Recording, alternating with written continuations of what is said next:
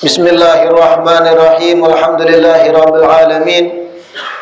Wa bihi nasta'in ala umuri dunya waddin, wassalatu wassalam ala sayyidil mursalin wa imamil muttaqin sayyidina wa maulana Muhammad wa ala alihi wa sahbihi ajmain.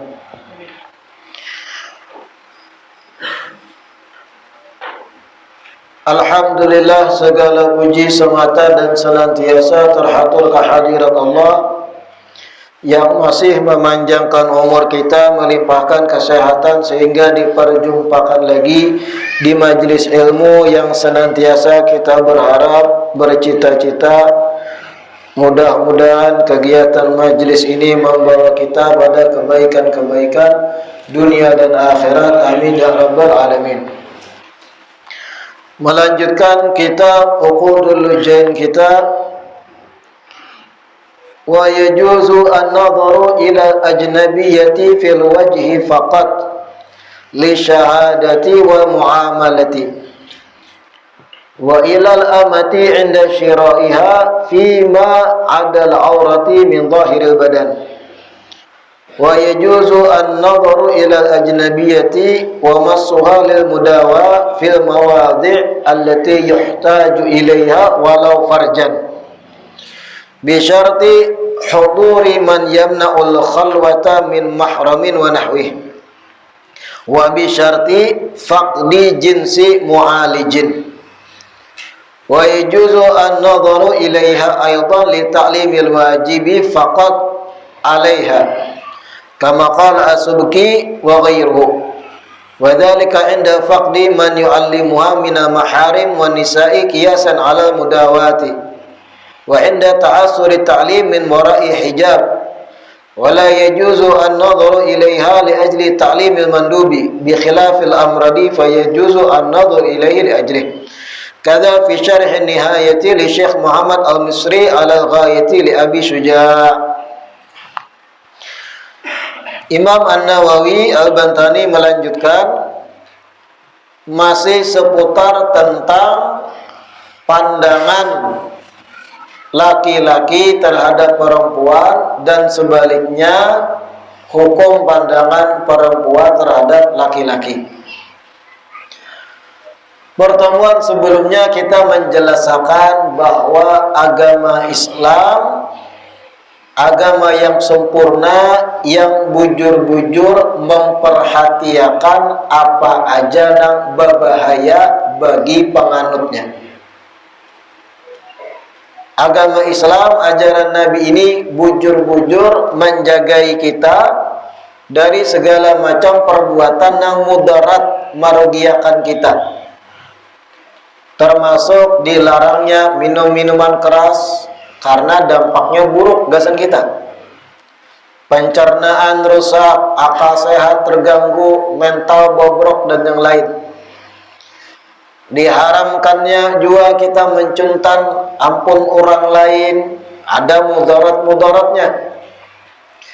Termasuk hal yang diperhatikan ajaran Islam adalah dibatasinya seorang laki-laki dalam memandang wanita, lebih-lebih yang bukan mahramnya. Dibatasinya kita ini menggunakan mata kita untuk memandang lawan jenis. Jangan kita setelah belajar ini merasa terkekang, ngalihnya dan yang lain. Hakikatnya menjagai kita dari nang kada-kada. Karena segala hal yang berkaitan dengan kemaksiatan, kemaluan, bermula itu semua dari mata. Segala macam hal musibah dalam rumah tangga, perselingkuhan, perceraian, perbuatan serong dan yang lain, itu asal muaranya pandangan mata. Gara-gara mata. Sudah punya istri, berjalan rumah tangga sekian tahun, berisi anak banyak, karena nang laki matanya nih jalalatan baiti terus lawan binian di luar rumah, bulik ke rumah timbul rasa bosan dengan bini nang di rumah. Akhirnya segala macam cara ditempuh memuasakan syahwat yang bermula pandangan mata. Makanya jadi ulun pertemuan semalam, kalau hendak bersyukur memandang istri sendiri agar kita bersyukur, banyak-banyak melihati nang ada baik. Jadi ulun itihi warik. Sehingga balik ke rumah, alhamdulillah istriku biarpun lamat manusia juga. Istriku biar nang kayak ini sudah manusia juga. Tapi jangan bapadah ketika balik ke rumah berucap alhamdulillah pian bini ulun cantik. Kenapa jar mamanya tiba-tiba memuji? Ulun tadi imbah meitih warik 3 jam. Jangan berkisah. Abut nang di rumah. Malah menyakiti hati gitu. Pada intinya agama Islam sangat memperhatikan segala macam hal yang bisa merugiakan kita, menjerumuskan kita pada hal yang mudarat. Kalau pian belajar kisah-kisah di dalam kitab-kitab ulama, ada pemuda muslim yang kuat imannya, kuat dalam keimanan, gara-gara sekali tapandang bebinian Nasara, bebinian non muslim nang cantik rupawan ayu luar biasa, handaklah inya jatuh cinta kemudian lawan si perempuan. Tapi jar binian syarat disebuting kalau ikam hendak mengawiniku murtad dahulu keluar dari agama Islam. Gara-gara apa? Pandangan mata, murtadnya demi mengawini binian tadi. Setelah murtad diumumkannya inya sudah murtad, memaraki binian yang memberi syarat tadi, jar biniannya, Tuhanmu saja engkau tinggalkan gara-gara aku. Apalagi suatu saat kalau aku menua, bisa jadi juga engkau tinggalkan. Akhirnya kada dapat bebinian itu. Apa intinya? Bahkan terkadang pandangan mata menyebabkan orang murtad. Na'udzubillah min dzalik. Lakian ini kada kawa dikijipi binian nang pina langkar kada kawa lakian. Jujur aja bukan pian nih, bukan kita ulun. Kada kawa kita laki-laki normal ini dikijipi binian nang pina langkar lalu aja salah tingkah. Ibarat pian berkendaraan tujuan awal ke Mabuun, titikas tanta ada binian langkar mengijipi tak urih kijipinya terbelok ke jangkung pian buyar, saking bahayanya pandangan mata itu. Nah makanya dijaga benar masalah memandang dengan mata. Makanya di sini wa yajuzu an-nadharu ilal ajnabiyati fil wajhi faqat li syahadati wa muamalah. Diperbolehkan memandang perempuan yang bukan mahram kepada wajahnya saja li syahadati dengan tujuan mengambil kesaksian wal muamalah atau karena sebab bermuamalah perniagaan. Boleh kita melihati wajah binian di dalam hal meminta kesaksian. Artinya binian ini bersaksi melihat kejadian A, kejadian B atau kesaksian lain. Kesaksian bahwa fulan pernah berhutang dengan B atau kesaksian satu kejadian, boleh dilihat muhanya. Atau al-muamalah, ketika kita bermuamalah jual beli di warung, boleh kita melihat wajah acilnya karena tujuan jual beli. Wa ilal amati inda syira'iha fi ma'adal aurati min zahiril badan. Dan boleh juga kita melihat wanita hamba sahaya atau budak Ketika kita hendak menungkarinya, boleh kita melihat tubuhnya selain dari auratnya. Nah, bahari itu masih ada perjualan budak manusia.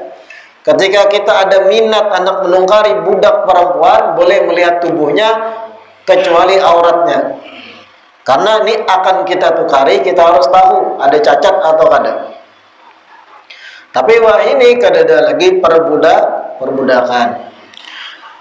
Wa yajuzu an-nadharu ilal ajnabiyyati wa masiha lil mudawati fil mawadi' allati yuhtaju ilaiha walau farjan bi syarti huduri man yamna'ul khalwata min mahramin wa nahwih. Diperbolehkan memandang kepada wanita yang bukan mahram, bahkan boleh menyentuhnya pula lil mudawah untuk berobat. Nah, ini banyak yang bertakun. Bolehkah bebinian itu berobat kepada dokter yang dokternya lakian? Binian garing hendak berperiksa lawan dokternya lakian, boleh kada? Boleh. Bahkan boleh disentuh oleh dokter di tempat-tempat bagian tubuh wanita tadi yang memang harus diperiksa karena itu letak penyakit. Walau farjan, walau penyakitnya di kemaluan si binian. Tapi ada dua syarat bolehnya. Pertama, bisyarti huduri man yamna'ul khalwata min mahramin wa nahwih. Harus didampingi mahram si binian atau seseorang yang mempunyai ikatan dengan binian. Kada boleh berduaan dokter lawan pasien binian aja, kada boleh. Paling kada ada suaminya menemani dari awal sampai akhir, atau laki-laki yang mahram dari binian, dingsanaknya, kakaknya, adingnya, abahnya, apalagi. Jadi ada yang mengawani. Kada berduaan aja dokter lawan binian, bahaya itu. Sakitnya di lintuhut, dijapainya di lain kan ya. Bagi dokter yang kada profesional. Tapi kebanyakan berbulan dokter ini profesional wah ini. Karenanya bahaya juga kalau ketahuan berbuat yang kada-kada, bisa dicabut gelarnya. Jadi syarat pertama boleh binian itu berobat dengan dokter, berperiksa dokter lakian. Syarat pertama dikawani mahram, suami kah, dingsanak lakian kah, abahnya binian kah. Dan syarat kedua, faqdi jinsi mu'alijin, kadada dokter bebinian, dicari-cari di wilayahnya kadada lain kecuali lakian dokternya. Ini cari dah di wilayahnya nih, hendak memeriksa contohnya kandungan, hendak USG periksa kandungan, bagaimana kondisi anak, bujurkah posisinya, sudah sehatkah bayinya. Dicarinya sekabupaten ini, daerah-daerah yang kau dijangkaunya kadada dokter itu bebinian yang memeriksa, pasti lakian bertahan. Nah, di dalam kondisi kayak ini bolehnya berperiksa dengan dokter lakian. Tapi kalau ada juga dokter binian, harusnya pada dokter binian tadi. Periksa di situ inya. Tapi kalau kada dicari sewilayahnya, maka bolehnya pada dokter nang lawan jenis tadi. Pahamlah? Dua syaratnya. Berperiksanya bebinian kepada dokter itu nang lakian dokternya boleh dengan dua syarat. Dikawani mahram, suami dan yang lain. Yang kedua, memang kadada dokter binian di wilayahnya. Hanya ada dokter lakian saja. Pahamlah? Bahkan tadi kalau memang perlu si dokter ini memeriksa bagian kemaluan, boleh. Kalau penyakitnya memang di situ, tapi dua syarat tadi penuhi, dikawani mahram dan kadada dokter binian lain di wilayahnya tersebut. Nah, kira-kira paham lah. Tapi alhamdulillahnya ulun dokter sekarang ini banyak profesional. Kada mau macam-macam juga tuh, nah, karena takutan juga dilaporkan pasien yang kadang-kadang bisa dicabut gelar dokternya dan yang lain. Wa yajuzu an-nadharu ilaiha aidan li ta'limil wajib faqat 'alaiha. Kama qala Subki wa ghairuh. Wa dzalika 'inda faqdi man yu'allimuha min maharimi wan nisa qiyasan 'ala mudawah. Boleh memandang perempuan bukan mahram apabila untuk melajari ilmu yang wajib, sebagaimana disampaikan oleh Imam Subki dan imam yang lain. Ada binian bukan mahram, ustadznya, gurunya lakian. Apakah boleh inya melajari binian bukan mahram tadi dengan memandangnya interaksi langsung? Boleh. Syaratnya yang dilajari adalah ilmu yang wajib. Contoh apa ilmu wajib? Melajari Fatihah. Fatihah wajib, bagian rukun salat. Di luar dari yang wajib, jar ulama kada boleh interaksi memandang. Wa dzalika inda faqdi man yu'allimuha min maharim wan nisa qiyasan al mudawah. Ini pun apabila memang kadada perempuan yang bisa melajari si perempuan tadi. Kadada ustadzah lalu hanya ada ustadz aja yang alim di wilayahnya. Nah, boleh. Dan apabila tidak ada juga mahramnya yang alim yang melajari langsung. Ibarat binian ini bisi kakak, kakaknya alumni pesantren, kakaknya yang melajari, walau lakian. Mahramnya. Ini kadada lalu, dan sanak kadada yang alimnya binian. Ustadzah kadada di kampung, binian ini hendak belajar Fatihah. Cara membaca Fatihah bujur, boleh ustadz lakian melajari dan berinteraksi. Tapi juga jangan berduaan. Karena mahalul fitnah berduaan. Wa inda ta'assuri ta'lim min wara'i hijab, dan ini syaratnya juga apabila ternyata ngalih melajari binian apabila ditutup dengan hijab. Pertama harus pakai hijab dulu melajarinya. Ayo baca ajar. Yang ada kelihatan nih. Bismillah. Bismillah. Untungnya salah. Ngalih kita harus dibuka. Nah, buka tirai.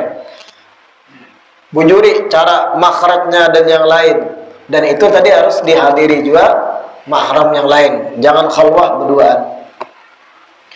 Wala yajuzu an-nadhar ilaiha li ajli ta'limil mandub. Kada boleh memandang bebinian, interaksi melajari ilmu pada binian kalau yang dilajarkan sekedar ilmu yang sunnah.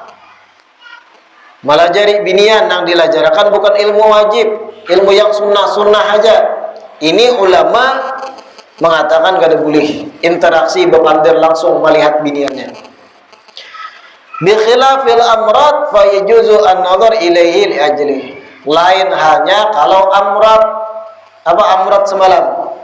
Lakian yang muhanya mirip binian. Lakian yang muhanya mirip binian, kada bejanggut, kada bahasa sengot, tu amrad. Apakah boleh seorang ustadz melajari amrad? Boleh, karena beda kasus. Walau muhanya kayak binian si amrad ini, tatap inya babatang. Tatap inya laki-laki.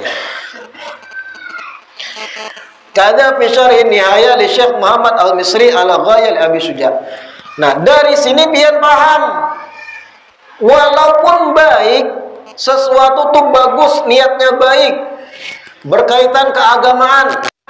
Tapi kalau ada interaksi antara laki-laki dengan perempuan yang bukan mahram berdua-duaan, walau casingnya baik, tetap kada boleh. Terjadi di luar sana itu kasus laki-laki, pemuda, dan perempuan gadis pacaran. Ketika pacaran laki-laki dan perempuan yang bukan mahram ini sholat berjamaah berduaan berimaman. Pian jadi imam ulun lah, ulun makmumnya. Kita latihan berumah tangga pret. Mana di rumah berduaan pacaran tapi sholat berjamaah. Dikiranya baik, kada boleh khalwat itu berduaan. Kada boleh. Jangan dikira bagus saja nih kita nang kita gawi sembahyang.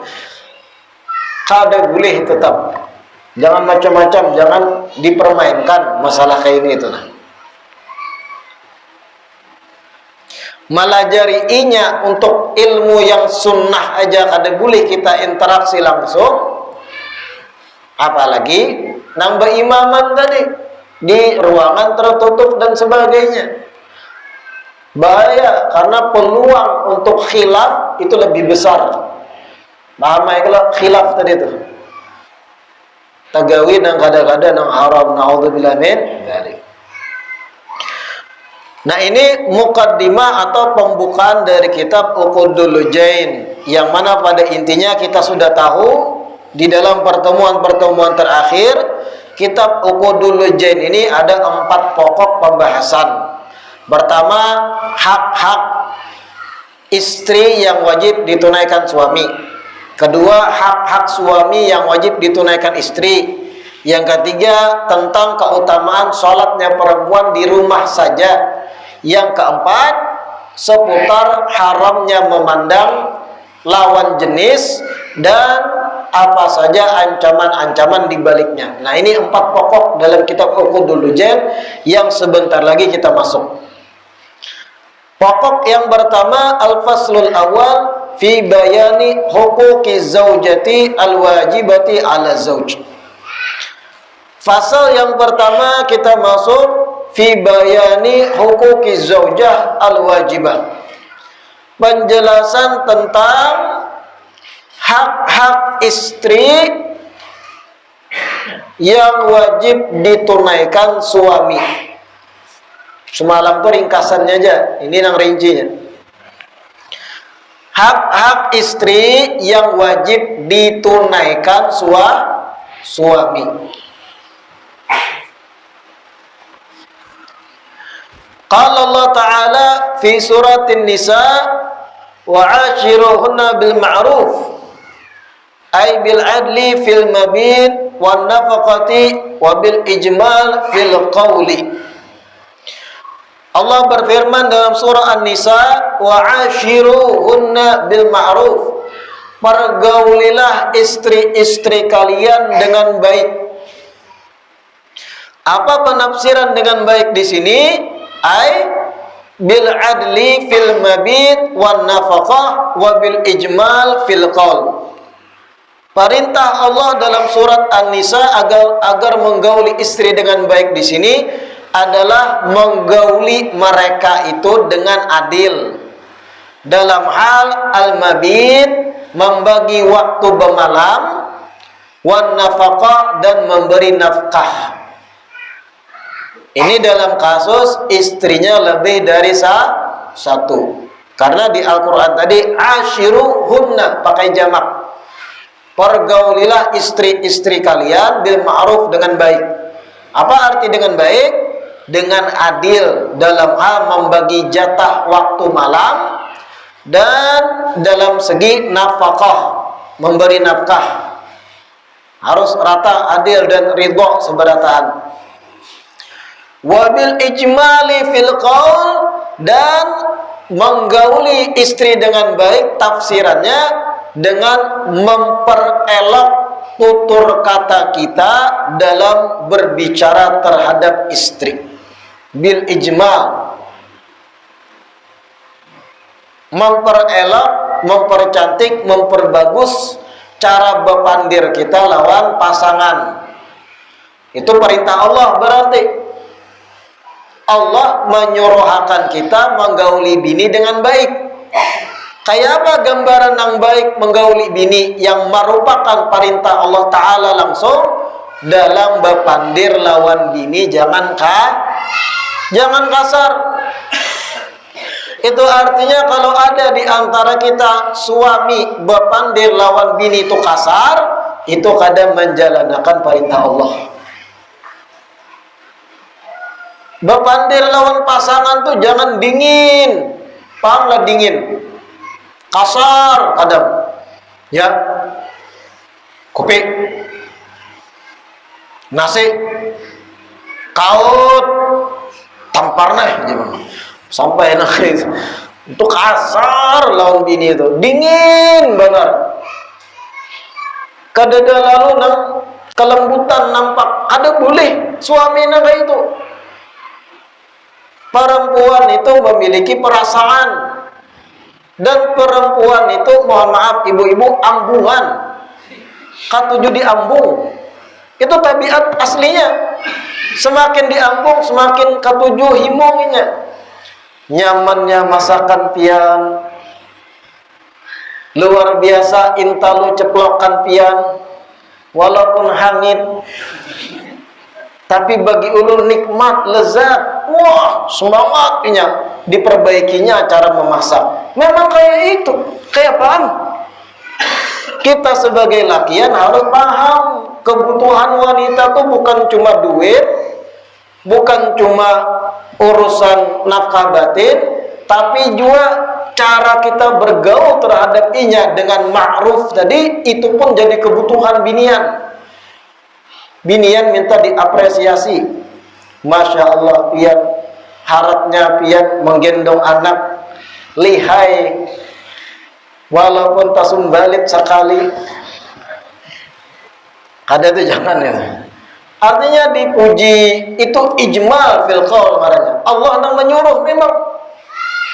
Jangan pian jadi lakian tuh kasar, batu. Jadi lakian kayak batu, kaku benar. Jangan. Adapun kasus-kasus di luar sana, ketika pacaran lembut benar. Ini bukan berarti kita mendukung pacaran, kada. Tapi gambaran kasus di luar. Berapa banyak laki-laki itu ketika pacaran hubungannya masih haram nih, belum halal, belum suami istri. Ketika pacaran lembut, bagus, memuji benar lawan binian. Pian dingai kalau jadi istri ulun, ibarat pian memasak hangit, kompornya nang ulun sariki. Oh my, hambar satro. Ketika pacaran, imbah halal kawin, menikah, bini memasak hangit intalu mubazir, intalu larang, tampor nah. Nah, ketika proses pengajaran lembut baik, sudah halal kasar, tabalik. Ketika halal itulah Allah perintahkan kita untuk bertutur kata lembut. Justru pacaran jangan. Ini ketika pacaran pian dingai. Seandainya pian suatu hari menjadi istri ulun, pian memasak hangit, kompornya nang ulun mamai ya. Kada piannya, wah biniannya, ampun, masya Allah, ambungan juga binian. Ketika sudah jadi bini, kasar, jangan rami di pengejaran aja. Tapi ketika halal itu nang dituntut untuk baik. Begitu pula ada kasus di luar, berumah tangga di awalnya saja nang rami. 1 bulan menikah masih bagus, yang pun yang kemana pian, awaslah ke dapur kalau tadang sar, inggih kai sebulan. Jalan 2 tahun tadang sar nang bini dipadu, mata kada melihat. Oh iya pulang ke tukang urut nah, mengalihi jan ini. Nah ini pun salah. Keharmonisan bertutur kata yang baik itu dipertahankan sampai aja menjemput kalau awal, sampai ke Tuhan. Kenapa? Memang Allah menyuruh wa'ashiruhunna bil ma'ruf, pergauli istri-istri kalian dengan baik. Bagaimana baik yang dimaksud? Salah satunya al-ijmalu fil qaul, dengan memperelok tutur kata terhadap istri. Mengatakan nih jangan inggi, boleh kasar pulang lawan bini. Penyakit kita lakian, penyakit laki-laki akhir zaman, dengan kawan-kawan sendiri, dengan rekan atau teman satu tongkrongan, bagus tutur katanya, hangat dalam berbicara dengan teman sendiri. Tapi kalau sampai ke rumah, dingin bagaikan batu terhadap istri. Penyakit itu.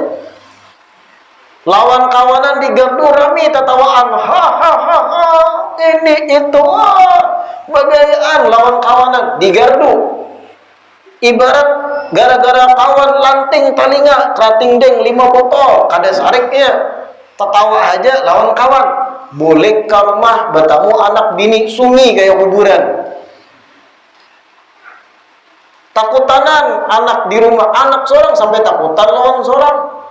Tak balik nenek.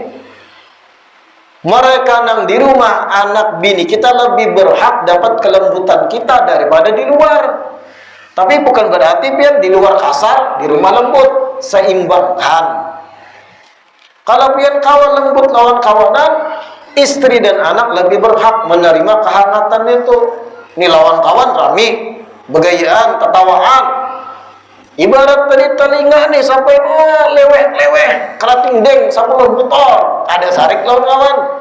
Tapi bini sekali berbuat salah di rumah, disariki behimat seminggu kada ditagur. Itu biar kada layak jadi lakian masih. Nggak apa-apa. Selanjutnya, waqala fi suratil Baqarah walahunna 'alal azwaji mithlul ladzi lahum 'alaihinna. Walahunna mithlul ladzi 'alaihinna minal huquq fil wujubi wastihqaqil mutalabati 'alaiha la fil jinsi. Di dalam surah Al-Baqarah Allah berfirman, walahunna mithlul ladzi 'alaihinna. Para istri itu berhak mendapatkan perlakuan hak-hak yang wajib mereka terima, sebagaimana para suami pun berhak menerima hak-hak yang wajib dilakukan istri. Maksud di ayat ini, ketika kita sebagai suami itu menuntut hak-hak yang wajib harus dituntaskan istri, kita pun harus mentuntaskan hak kita terhadap inya. Karena kita sama dalam masalah hak. Sama dalam arti kita wajib melakukan beberapa hal terhadap inya wajib melakukan beberapa hal terhadap kita. Jangan kita bisa menuntut hak aja terhadap istri, tapi kita kada bisa menunaikan hak inya yang wajib kita tunaikan. Walahunna mithlul ladzi 'alaihinna.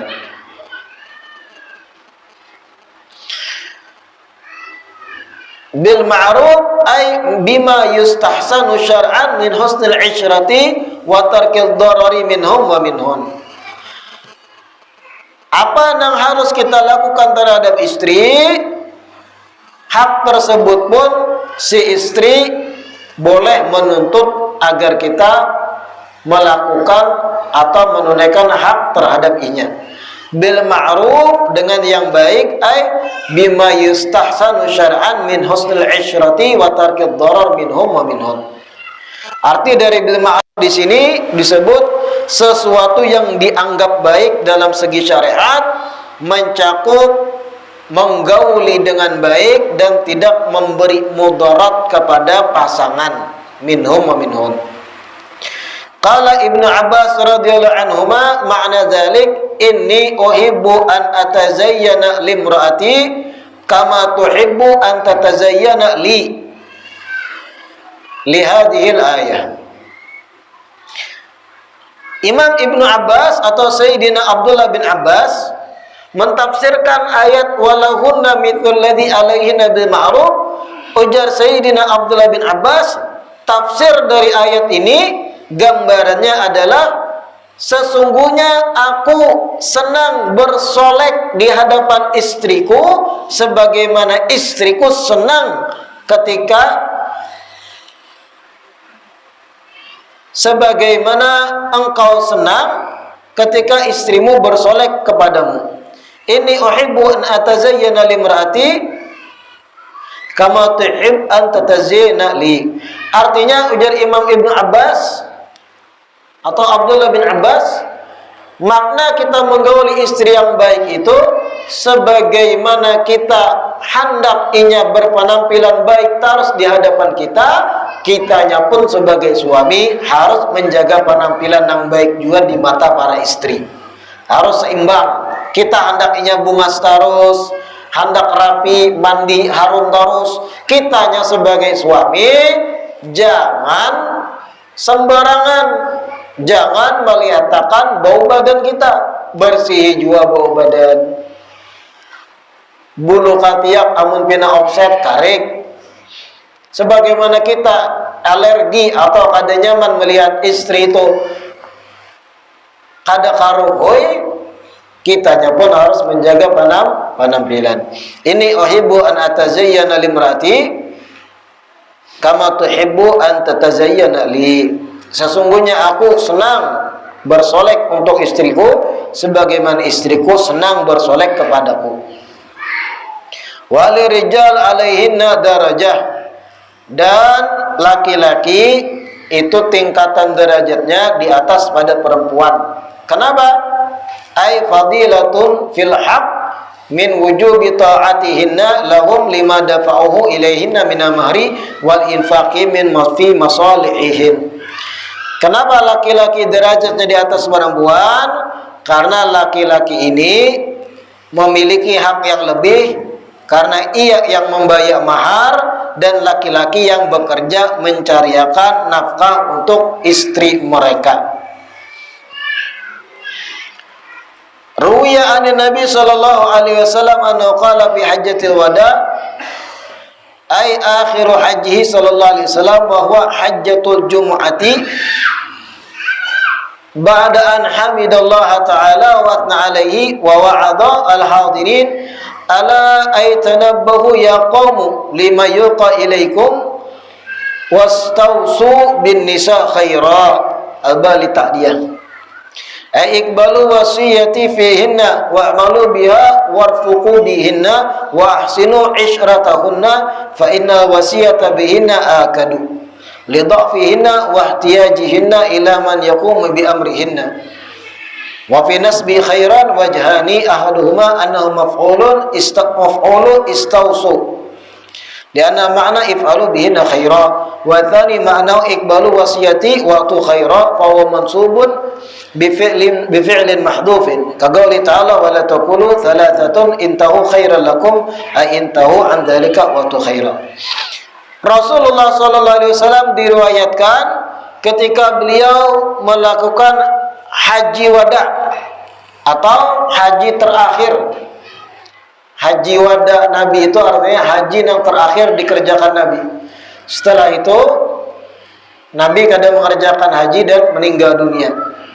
Di akhir hajinya Rasul sallallahu alaihi wasallam, wa huwa hajjatul jumu'ah, ketika itu tepat hari Jumat, Nabi sallallahu alaihi wasallam setelah memuji Allah dan kemudian beliau memberi nasihat kepada sahabat-sahabat beliau. Jadi Nabi di akhir haji Sidin itu Sidin ceramah di hadapan banyak sahabat. Setelah panjang menyampaikan pesanan-pesanan, ceramah-ceramah Sidin, Nabi berucap di penghujung, ala wastausu bin nisa'i khaira. Ujung ceramah Sidin kayak ini, ala aitanabahu, perhatikanlah ya Nabi, ya qaum, wahai manusia, wahai sahabatku, gitu nah. Istausu bin nisa khaira, berbuat baiklah kalian terhadap para wanita. Jadi pesan Nabi terakhir di haji wada itu, kita lalakian disuruh oleh Nabi agar bertingkah laku yang baik terhadap wanita, lebih-lebih istri kita. Mencakup juga dingsanak binian, anak perempuan, kemanakan perempuan. Istausu bin nisa khaira, berbuat baiklah kalian terhadap para wanita. Ay iqbalu wasiyati fihinna wa'malu biha warfuqu bihin wa ahsinu isyratahun. Ujar Nabi, maksud dari istisqa di sini, berbuat baiklah terhadap mereka perempuan, berlemah lembutlah terhadap mereka, dan perbaiki cara bergaul kalian terhadap wanita. Kenapa? Lidhafihinna wa ihtiyajihinna ila man yaqumu bi amrihin. Karena wanita itu lemah dan mereka membutuhkan orang lain yang mengurus perkara mereka. Binian itu secara umumnya berhajat pada laki-laki untuk memenuhi kebutuhan mereka.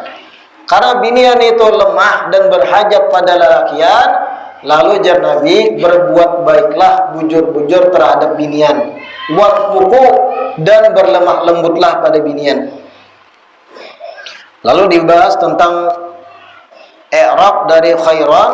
Sebagian ulama mengatakan i'rabnya maf'ul bihi dari istausu, sebagian lagi maf'ul dari fi'il yang dibuang dengan takdir waktu khairan. Pada intinya maksud daripada di sini, di akhir haji Nabi, setelah panjang ceramah di hadapan sahabat, di ujung dari ceramah sidin, Nabi itu mengingatkan lakian, berlemah lembutlah terhadap binian. Nabi yang menyuruh kita berlemah lembut terhadap binian, perintah Allah dan Rasul. Artinya, kalau ada di antara kita yang mengaku umat Nabi tapi terhadap bini seorang kasar, kada bisa berlemah lembut terhadap bini, malah lawan kawan inya baik, lawan bini kayak batu, orang tadi belum mentaati Allah dan Rasul dalam menggauli pasangan. Berarti rubah sifat watak nang kada baik itu, rubah. Pasangan kita itu amanah, wajib kita bertingkah laku yang baik, tutur kata yang baik, hibur mereka, himungi, ambung inya, puji apa nang sudah inya gawi gasan kita, memasak kah, malipati baju kah, menyiapkan apa nang kita butuhkan lakian, hibur inya, apresiasi. Masya Allah, kopi olahan pian ini belum tentu binian ribuan di luar sana bisa mengolah kopi kayak pian ini. Ini janang paling nyaman nang ulun rasa. Wah, binian kalau sudah dikaitui, hendak apa pian bang? Apapun yang pian kehendaki ulun kabulakan, asal jangan kawin lagi. Binian tuh kayak itu, apresiasi itu nah. Di samping itu kita lakian ketika lemah lembut terhadap istri, ingat ini memang perintah Allah dan Rasul. Dalam hati, ya Allah, ulun menjalankan perintah pian menggauli istri dengan baik, termasuk bertutur kata yang lembut, dan ulun mentaati perintah Nabi pian Rasulullah ketika di akhir haji sidin mewasiatkan pada lakian agar berbuat baik terhadap binian. Niatakan itu, lemah lembut pian terhadap bini berpahala. Hibur bini di rumah. Binian juga sebagaimana disebut dalam surah Baqarah tadi, pian pun terhadap suami jangan kasar. Ada juga di luar sana tuh terbalik, laki-laki yang dijajak bini. Ada juga itu, para suami yang takutan bini. Ada juga di luar sana. Diteleponi nang bini, abahnya boleh teguk-teguk, oh sampai tertinggal sandal.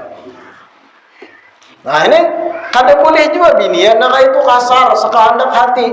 Sebagaimana pian hendak laki pian baik lawan pian pun harus berbuat baik nang sama terhadap laki pian. Lemah lembut ya. Dengarkan binian nih. Ketika pian itu di rumah menghadapi suami kasar dalam bertutur kata, pian kasar dalam berbicara terhadap suami, jangan heran suami itu bosan di rumah lalu mencari kelembutan di luar rumah. Berapa banyak kasus yang terjadi, suami itu selingkuh di kantor, dengan rekan kerjanya yang padahal rekan kerjanya ini lebih jelek dari istrinya di rumah, tapi terjadi perselingkuhan itu. Kenapa? Bukan karena paras atau kecantikan, tapi karena sikap dan akhlak pelakor ini lebih lembut terhadap suami. Inggih kak, apa pulang? Padahal kada puas pelakor nih. Nang di rumah jauh lebih puas, tapi nang di rumah muha buas, pamuntungan kayak pucirin. Rigat. Kami laki-laki ini terkadang bukan cuma kecantikan menjadi daya tarik, tutur kata lembut perempuan pun bisa menjerumuskan kami dalam kobaran api cinta. Wah. Mun binian lembut di rumah, abahnya apa digawi hari ini? Minta duit. Esok berjalan kita. Di rumah buas kayak apa aja biniannya. Bak kukus kepala lakian. Pas begawi di kantor, ada rekan kerja kada puas biniannya, tapi lembut. Inggih kak, ini laporan dari bos kayak ini, pian sudahlah makan, perhatian pulang. Hendaklah untuk arakan makan pian. Pian anak minum teh es kah ini kah? Luluh hati lakian tadi. Lalu apa? Selingkuh dengan rekan kerja. Padahal ada puas, gara-gara tutur katanya lebih manis daripada yang di rumah yang bertambuk dua. Makanya pian-pian kalau hendak laki pian betah di rumah sebagai istri juga berlemah lembutlah terhadap laki. Dijaga volume bicara, intonasi, mengiau dengan panggilan yang lemah lembut, jangan abahnya. Sayang, my honey, pangeranku, rajaku, harapan buat dia gitu. Tapi memang kayak itu nang seharusnya dalam berumah tangga yang hangat lah panggilan di rumah. Kalau sudah di rumah itu kasar, bini itu suami mencari kehangatan di luar rumah. Makanya teknik-teknik jablay itu apa? Tutur. Biar coba aja ada ngeriset. Mau warung di warung jablay. Apa dia cari jablay? Cara memanggil. Uangnya baik beban di kionya abang. Iya ada. Nya paham bin lakian itu kalau sudah dilemah lembuti, luluh lantak lakian tuh. Behuban, becucuk orang nih, tulak ke warung jablay. Hendak apa mas? Mau kemana bang? Sekira berkesan aku nih anum di mata binian masih. Luluh lakian itu. Sprit harga 8.000, hakun bayarnya 200.000. Teknik apa? Bicara. Nah teknik itu pakai gesan binian, lemah lembut terhadap suami, insya Allah lengket kada kalahin. Paham gak? Wa ashiruhunna bil ma'ruf, ujar Allah tadi. Walahunna mithlu alladhi alaihinna bil ma'ruf. Sama-sama kita memenuhi kewajiban terhadap pasangan kita. Jangan cuma bisa menuntut, tapi kada bisa menunaikan kewajiban kita. Kita minta inya bertutur kata yang lembut, kitanya pun harus bertutur kata dahulu dengan lembut. Sama-sama tuh.